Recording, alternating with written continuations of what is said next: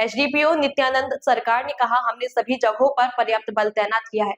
हमने सभी राजनीतिक दलों और नेताओं को बता दिया है कि आज कोई सभा नहीं होगी।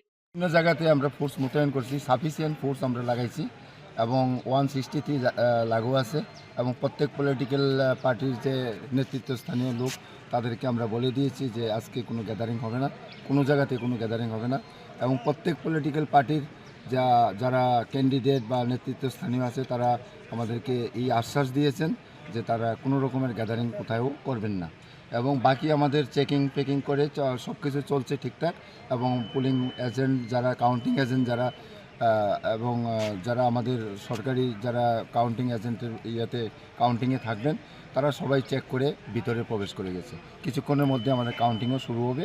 এখন পর্যন্ত পরিস্থিতি সব দিক মিলিয়ে ভালোই আছে।